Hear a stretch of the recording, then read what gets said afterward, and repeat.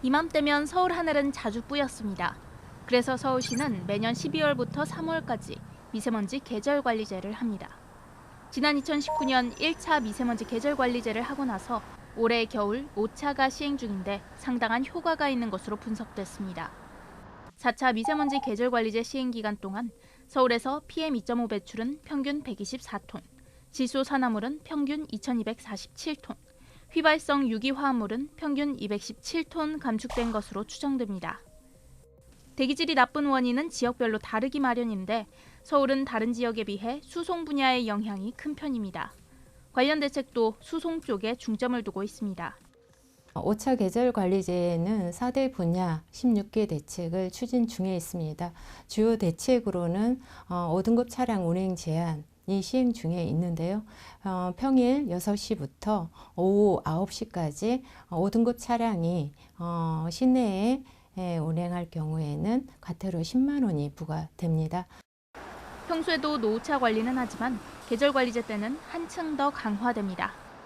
계절관리제 기간에는 모든 차량에 대해서 거의 매일 점검한다고 보시면 되겠습니다. 이런 노상에서도 점검을 하지만은 서부트럭 터미널이라든지 동남 물류 차고지 같은 대형 트럭들이 많이 모여 있는 장소에서 집중적으로 점검을 하고 있습니다.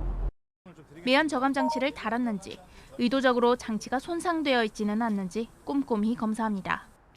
훼손하는 방법이 이 안에 있는 필터를 갖다가 고의적으로 뚫는 거, 저기 연결부를 갖다가 훼손하는 거, 이건 전부 어떻게 보냐면 다 외부로 배출되는 거예요. 저감 장치가 제 기능을 발휘 못하는 거죠. 적발 건수는 미세먼지 계절관리제를 시행한 이후로 매년 큰 폭으로 감소하고 있습니다. 지난 2019년 1차 미세먼지 계절관리제 때는 하루에 13,000여 대씩 적발됐지만 과태료가 부과되기 시작한 2차 때는 하루 1,400여 대 정도로 급감했고 지난해 말에는 하루 평균 57대 정도에 불과합니다. 지금 5차인데 1차 때 대비해서 지금 따져보면 99.6%가 줄어드는 거예요. 단속이 되는 대수가 굉장히 줄었다는 것은 그만큼 오래된 차들이 뭐 조기 폐차를 했거나 아니면은 DPF, 매연 저감 장치 그걸 달았거나 오래된 노후차 우리가 제한하는 그 차들 운행하는 그 수가 많이 줄었다는 것을 알 수가 있는 거죠. 일부에서는 이동권을 제한하는 조치라며 불만의 목소리가 있기도 하지만 노후 차량 자체를 줄이는 건 반드시 필요한 조치입니다. 정부 탄소 중립 전략 자료를 보면 오는 2030년 국내 차량 등록 대수는 지난 2018년보다 400만 대 이상 늘어난 2,700만 대로 예상됩니다. 하지만 수송 분야에서 배출되는 오염물질은 감소할 것으로 전망됩니다. 차량의 노후 정도나 배출 저감 기술과 직접적인 관련이 없는 황산 화물을 제외하고 PM2.5, 질소산화물, 휘발성 유기화합물 모두 25%에서 41%가량 감소합니다. 자연적으로 이제 그 노후된 차량들은 전망에서도 이제 그 자연적으로 퇴출이 되고 신차로 계속 교체 수요가 되고 그 제작차 배출 오염 기준이 계속 강화됐고 그러다 보니까 점점 신차일수록 대기오염 수준이 같은 거리를 이동하더라도 더 낮게 배출이 됩니다. 친환경차 제도 때문에도 도입이 되는 것도 있을 텐데 그러한 이제 이 변화가 그 등록대수 증가로 인한 증가보다 훨씬 더 감소를 이끌어내는 영향이 큰 것으로 분석이 됐습니다.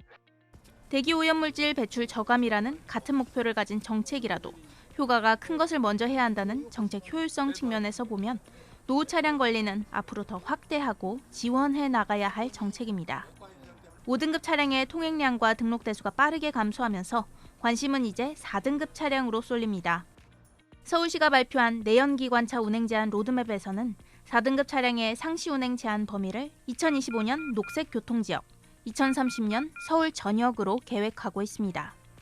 정책에 대한 시민의 인지도나 중요성에 대한 공감대를 고려하면 도입 시기를 당겨도 된다는 목소리도 나옵니다. 서울연구원 조사 결과 서울 시민 10명 중 6명, 64%는 서울시 로드맵보다도 빨리 계절관리제 기간이나 미세먼지 고농도 기간에 4등급 차량 제한을 조기 도입하는 데 찬성했죠. 겨울에도 날씨가 많이 춥지 않으면 공기가 상당히 탁하니까 점점 차량도 구매하는 사람이 많아지고 그런 노후화 차량들을 관리하는 정책이 많이 늘어날수록 이제 공기도 맑아지니까 좋은 것 같고요. 정책도 많이 활성화가 되면 좋을 것 같습니다. 다만 추가적인 비용 부담, 정책의 복잡성, 정책 효과에 대한 의심 등 반대 이유에도 귀를 기울여야 합니다.